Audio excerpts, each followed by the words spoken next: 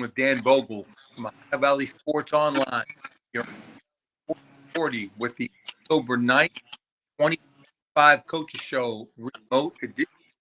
Today we are Kevin Whiteman, the football coach of the Frankfurt Falcons, defending 2A football team out of Ridgely, West Virginia, with a record of 6-0. Traveled to Paul Budd Billiard Field on Friday in Walls. 3-3 Brook Bruins. Coach Frank Bassini. The game will be live right here on highvalleysportsonline.com. You can also watch it on our Facebook and YouTube. Coach Whiteman, thank you very much for spending time with us. You're welcome. Thanks for having me. Coach, you have an outstanding tradition there at Frankfurt. You run an offense, the wing T, and I too am a retired football coach. We ran it, coach, also, and then back in about 2015, we decided to change to the new modern stuff. Now, I'm curious as to your history with the wing T, and I do know that let's see, you had one of your two losing was 15 there. So I'm wondering your thought behind the new stuff and changing. Well, I mean, I like the new stuff. I'm familiar with the wing T. I ran it in high school, and when I've coached at Frankfurt for 28 years, and that's all we've ever run. And the way I look at it, you know, for the size school we are, I think it's a great offense with the kind of kids we get.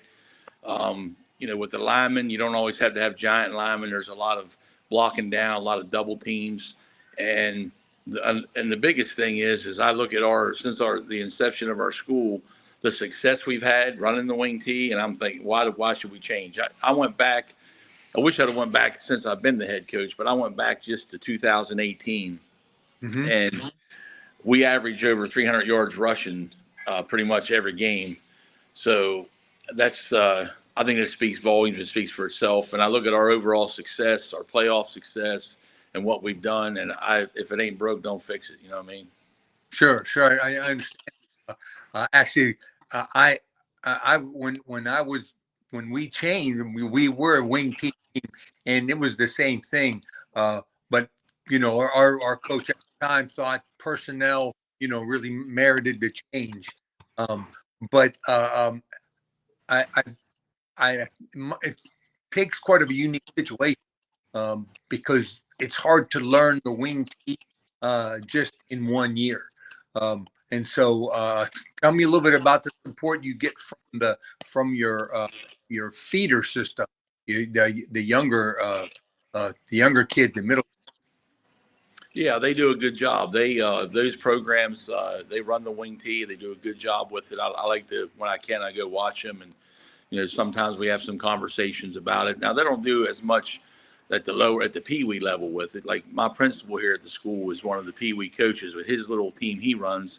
He runs you know things similar to what we run, but the middle school youth league, that type age level, they run it and they do a good job with it. It definitely helps when the kids get to us. They have an understanding of what we're trying to do, and they number the holes the same way. They pretty much call the plays the same way, so that helps. And the good thing about it, our kids here, I mean, they see all that spread stuff, but they embrace what we do. I mean, we still spread it out. We go four wide, and we can pretty much run most of our wing T plays out of that. We throw the ball. We try to throw the ball about 8 or 10 times a game. We don't always hit that many, but like last week, we had 2 big touchdown passes. You know, they bring everyone up in the box, and then we can fry them with a pass. You know, so I'm anxious to see. And another thing, you don't ever know week to week. That's what I hate. Like you watch film, and all these teams run a spread, so then you don't get a good look of how teams are going to defend you, a wing T team. So a lot of times we're guessing. You know, and I know, you know, Frank's team I've watched. I love Frank. He's my boy. They're going to pack the box. I know they're going to pack it, and I know they're going to do a lot of blitzing. But sometimes you live and die by the blitz. We've been in games before. You know, teams start blitzing, we'll hit a trap up in there or a belly and 60-yard touchdown. So I'm hoping things are favorable for us tomorrow night. Absolutely, yeah.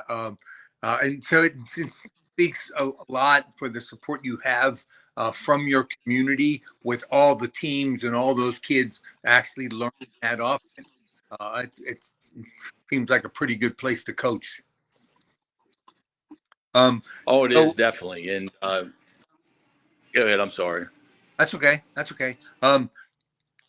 So, Coach, you're a defending state champion. You have a lot of kids coming back. Um, Give me a little insight on what you thought from your team.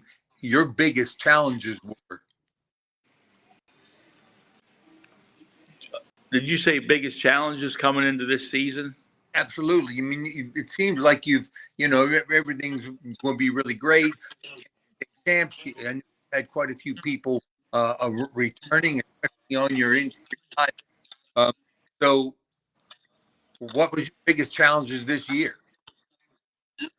Well, we lost pretty much our whole team. We pretty much had two returning starters, and our whole line was seniors, and they did a great job. They were monsters. So coming into it, our biggest Oh, concern was our line up front, and they've come along great. They're doing a good job. We still got to improve each week, but we only had like two or three players that started on our team last year, so it was pretty much like starting over. But the kids have done a really good job, and hopefully we can keep our winning streak alive. um, well, that's really good, Coach. My mistake in there. I thought you had an experienced team coming back. So, but you seem to be doing fine with dealing with those inexperienced kids. So, tell me, let's talk a little bit about this Brook High School. They're coming in 3-3. First year coach Frank Sassini. Now, I did watch you play against Frank's team at Weir High the last few years. So, but what do you see big challenges this week against Brook? Well, like I said earlier, I think they're gonna give us multiple fronts. Sometimes just that alone with high school kids can be tricky. My line coach does a great job teaching the kids, and we'll be prepared for multiple fronts. And sometimes, as picking up blitzes and that stuff can be a challenge, but also blitzing can be a beautiful thing because, like I said, you hit a play up in there, you get to the second level, you're gone. If you can get to the second level. But I think the biggest challenge with them is going to be the multiple fronts we're going to see. And then, they're going to mix it up on offense. They'll come out and get in the eye, and then they'll spread it out. And they have a lot of kids that played on their team last year that are back that have experience.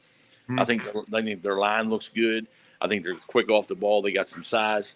I definitely think it's going to be a challenge for us. You mentioned the teams you saw Frank coached at Weir. I still have nightmares about the playoff game we had up there. We lost a close ball game that we could have won. But, I was happy for Frank. His team did a good job knocking us off. Well, Coach, I don't want to take any more of your time. I know you're in class. I really appreciate you taking the time to talk with us today, Coach. If they're going to fire me for being, I'm watching my class, but you're going to have to come and defend me. Sure, I'll certainly do that. So, Coach, we wish you have a safe trip up here, and I hope all your kids come out of the game healthy. We will be doing the game, so I'll try to get some time before the game and come down and say hello personally, introduce myself. That'd be beautiful. So, again, I want to remind everyone that you can see the game live broadcast, live streamed right here, HighValleySportsOnline.com. You can also watch it on our Facebook and YouTube channels by searching OVSO.